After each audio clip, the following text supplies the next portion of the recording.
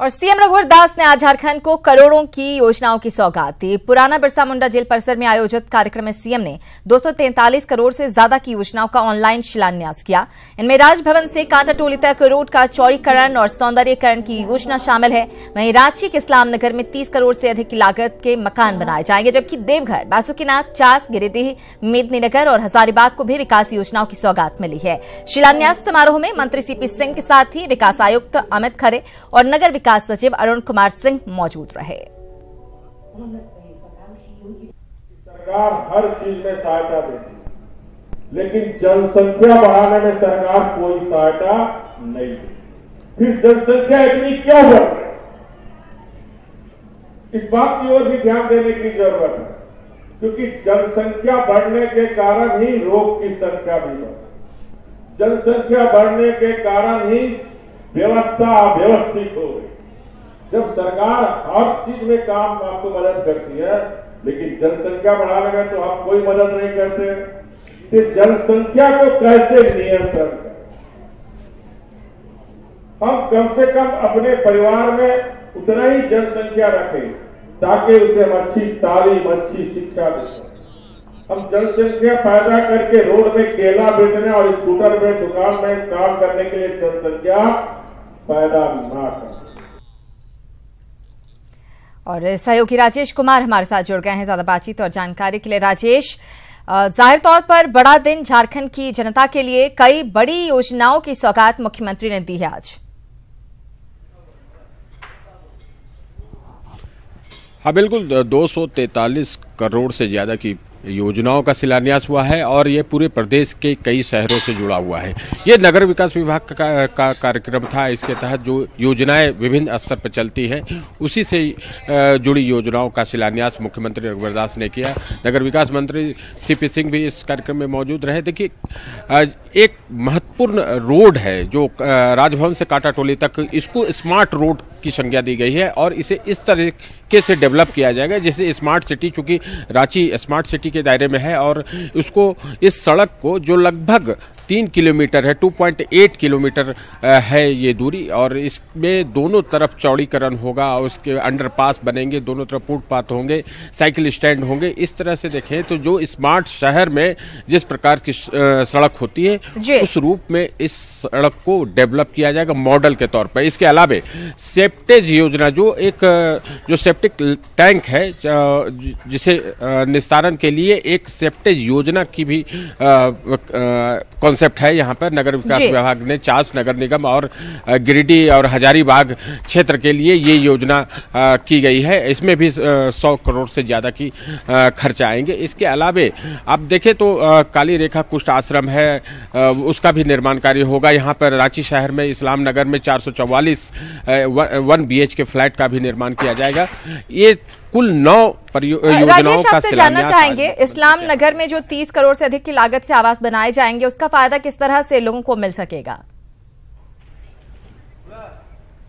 देखिए, इस्लाम नगर को वहां से अतिक्रमण के मामले में हटा दिया गया था। वहां पर साफ सफाई कर दी गई थी, चूंकि वो अतिक्रमित क्षेत्र था। लेकिन बाद में कोर्ट से आदेश आया कि उसे फिर से बसाना है, जो वहां विस्थापित हुए थे उन्हें बसाना है। इस आधार पर सरकार को वहां पर आवासीय गृह निर्माण क्षेत्र बना के उसमें 1 BHK फ्लैट जो है देना है। सभी 444 लोग जो लाभुक हैं उसमें उन्हें दिया जाना है और वहां पर अनेक तरह की सुविधाएं भी होगी, पेयजल की सुविधा होगी, बिजली की सुविधा होगी, मदरसा भी होगा, चूंकि वो अल्पसंख्यक बहुल क्षेत्र है वहां पर, इसलिए वहां के लोगों की जरूरतों के हिसाब से उस इस्लाम नगर को डेवलप किया जाएगा। इसके भी विद इन टाइम फ्रेम में इसे डेवलप किया जाना है। तो सरकार ने ये काम आज से शुरू किया है और सभी के लिए सारे टेंडर वगैरह सब सारी चीजें हो गई है। सिरांदा जी बिल्कुल। और इसके अलावा जो क्यू कॉम्प्लेक्स बनाने की बात कही गई है, उसमें क्या कुछ खास होगा? देखिए, क्यू कॉम्प्लेक्स है, क्यू मतलब होती है कतार। हाँ, इसका जो बासुकीनाथ धाम है वो श्रावणी मेला के दौरान देखे या फिर अन्य पर्व त्योहार के मौके पर वहां पर श्रद्धालुओं की काफी भीड़ रहती है। तो एक क्यू कॉम्प्लेक्स इस तरीके से बनाया जाता है कि जहां पर लोग अच्छी तरह से कतारबद्ध होके और एक शेडेड वो एक कंस्ट्रक्शन होता है जहां पर किसी प्रकार की परेशानी नहीं हो, धूप पानी की परेशानी हो, वो एक क्यूब कॉम्प्लेक्स बनाकर बासुकीनाथ धाम में श्रद्धालुओं को सुविधा देने की योजना है। इस योजना का भी आज शिलान्यास मुख्यमंत्री ने किया है। इसके अलावे देखें तो देवघर और पलामू में सप्ताह गृह का भी निर्माण कराने की योजना का आज शिलान्यास हुआ है। बिल्कुल, तो कई बड़ी घोषणाएं मुख्यमंत्री की तरफ से की गई हैं। जाहिर तौर पर प्रदेश की जनता को इसका लाभ मिलेगा। शुक्रिया राजेश इस पूरी बातचीत और जानकारी के लिए। फिलहाल आगे बढ़ते हैं। अदालतों में जजों की कमी के कारण मुकदमों के निष्पादन में हो रही देरी को देखते हुए राज्य सरकार ने न्यायिक सेवा के लिए चयनित 40 युवाओं को सिविल जज जूनियर के पदों पर नियुक्त किया है।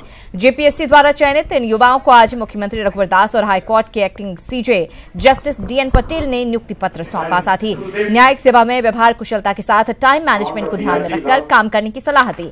झालसा सभागार में आयोजित समारोह में मुख्यमंत्री रघुवर दास ने 40 में से 32 स्थानीय लोगों का चयन न्यायिक सेवा में होने पर खुशी जताई और लंबित केसों को निष्पादित करने में तेजी लाने का आग्रह किया।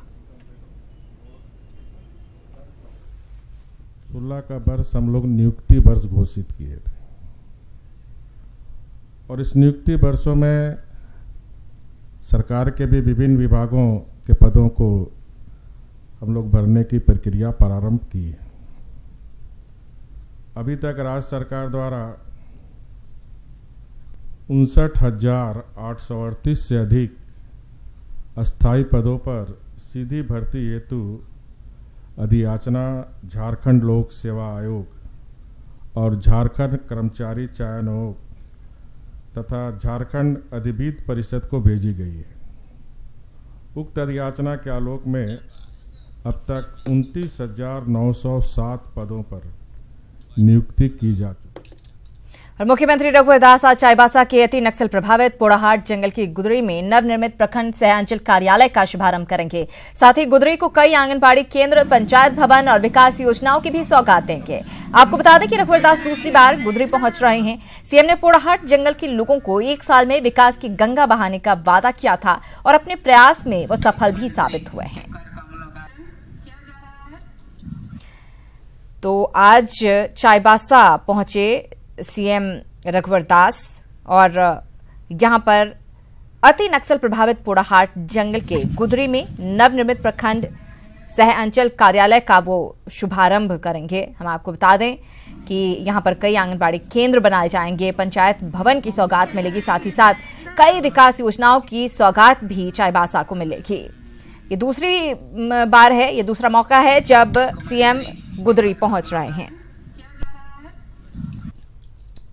और रघुवर सरकार सूबे में निवेश के लिए प्रयासरत है और इसके लिए ईज ऑफ डूइंग बिजनेस के पैरामीटर पर विशेष जोर दिया जा रहा है। वैसे निवेश में झारखंड फिलहाल पहले स्थान पर बना हुआ है।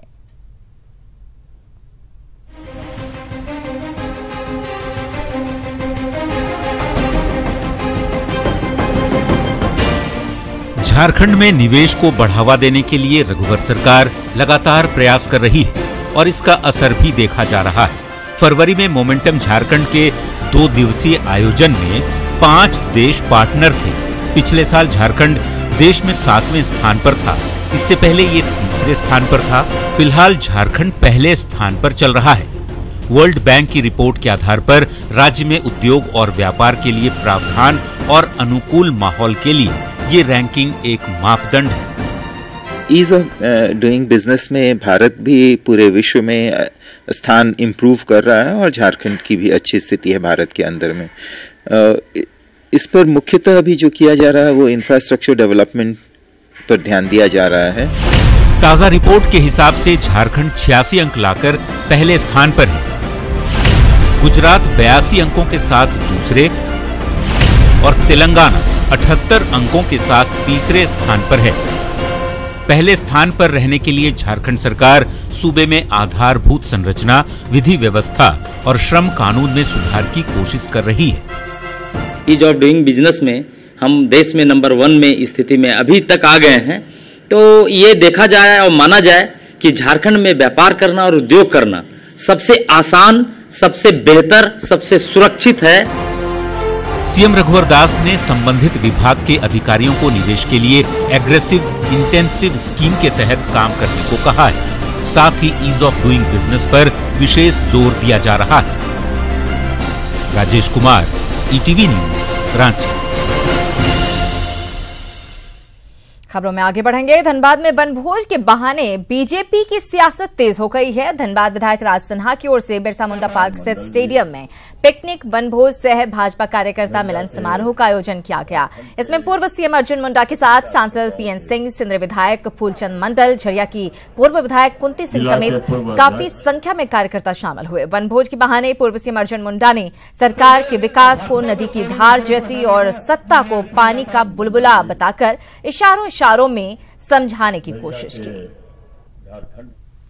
उसी तरीके से आते जाते रहती है, जैसे तरंग नदी में पानी का बहाव जब बढ़ता है तो ऊपर नीचे होते रहता है। पर इसका मतलब है कि नदी नहीं बदलती है, नदी नहीं बदल जाता है, नदी अपने जगह पर रहता है। इसलिए डेवलपमेंट का काम किसी की भी सरकार हो रुकना नहीं चाहिए, एक नदी की धारा की तरह चलना चाहिए, ऊपर नीचे होते रहे। बिहार झारखंड में सबसे ज्यादा वोट पाने वाला मैं बना, तो वो जनता का प्रेम हमारे साथ है, स्नेह मेरे साथ है, हक बनता है। लेकिन वो निर्णय पार्टी करेगी, वो पार्टी के ऊपर है।